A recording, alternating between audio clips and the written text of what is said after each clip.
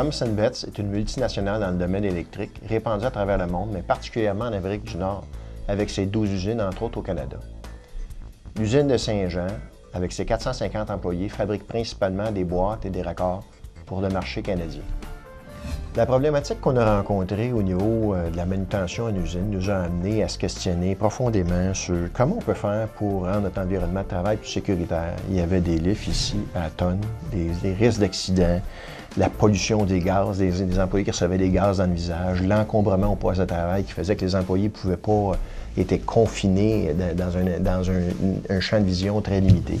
Pour répondre aux défis d'élimination des chariots élévateurs, nous avons entrepris une vision de développement de chariots tracteurs, c'est-à-dire un train routier qui pourrait amener 3 palettes de produits finis à la fois.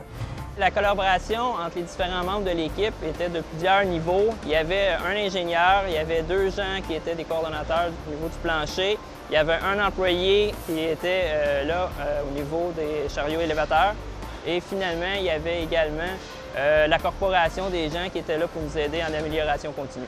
Pour pouvoir répondre aux défis de chariots tracteurs, nous sommes allés voir plusieurs principes d'attache qu'on pouvait retrouver dans la vie de tous les jours pour être capable d'identifier le système qui serait le plus adéquat dans notre environnement de travail et qui répondrait à nos défis ergonomiques.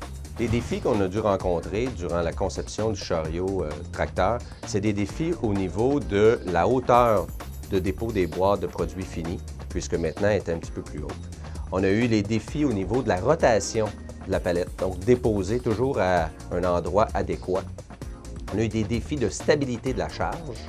On a eu les défis de la résistance de l'attache durant le transport, s'assurer qu'il n'y ait pas de décrochage en cours de manipulation. Donc, on partait de 500 circulations à environ 160 circulations par journée. Donc, c'est beaucoup moins de circulation.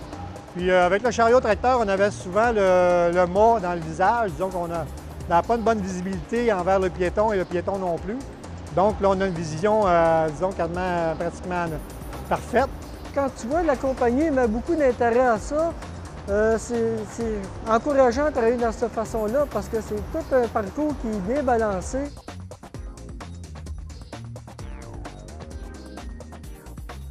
Nous n'avons pas fait de compromis dans ce projet-là entre la production en valeur ajoutée et la santé-sécurité. On a combiné les 2 besoins pour faire en sorte que c'est un projet gagnant pour tout le monde. Participer au prix Innovation de la CSST, c'est être capable de propager nos bonnes pratiques à l'ensemble des entreprises manufacturières québécoises. C'est pas la première fois qu'on fait appel au concours. On a déjà gagné des prix comme finaliste.